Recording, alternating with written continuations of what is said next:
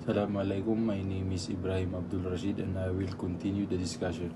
Observers. The Philgips shall allow observers, July, authorized by the BAC to monitor the procurement proceedings online. So, ang Philippine Government Electronic Procurement System or ang Philgips ay nagpapahintulot sa mga observer na autorisado ng Bids and Awards Committee, BAC, na subaybayan ang proseso ng procurement o pagbili ng pamahalaan sa pamamagitan ng online system.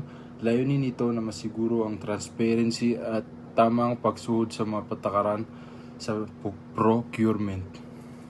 So, Section 9, Security, Integrity, and Confidentiality.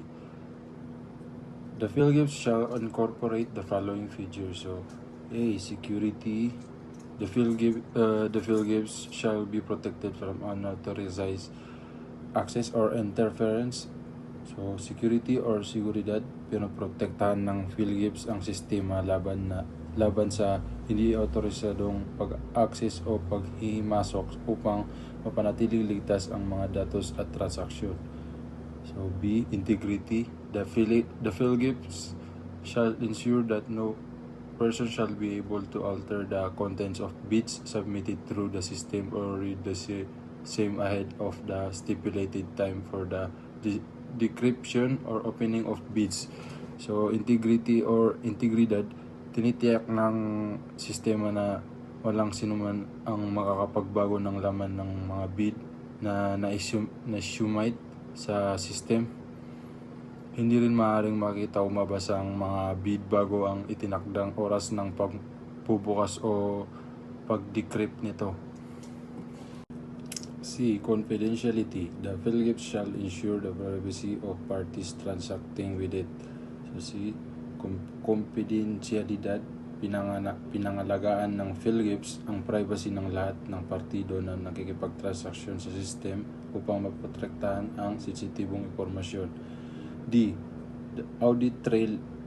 The Philgips shall include a feature that provides for an audit trail for online transaction. Audit trail, ang sistema ay may kakayahang magtala ng lahat ng online na transaksyon. Ito ay mahalaga upang masubaybayan at masuri ang mga aktibidad para sa transparency at pananagutan. So E. Performance tracking. The performance manufacturers, suppliers, distributors, contractors, consultants shall be tracked. Of-and consultants shall be tracked. Pagsubaybay sa performance, sinusubaybayan ng Philgips ang performance ng mga manufacturers, suppliers, distributors, contractors at consultant upang masukat ang kanilang pagiging maaasahan sa mga proyekto ng pamahalaan.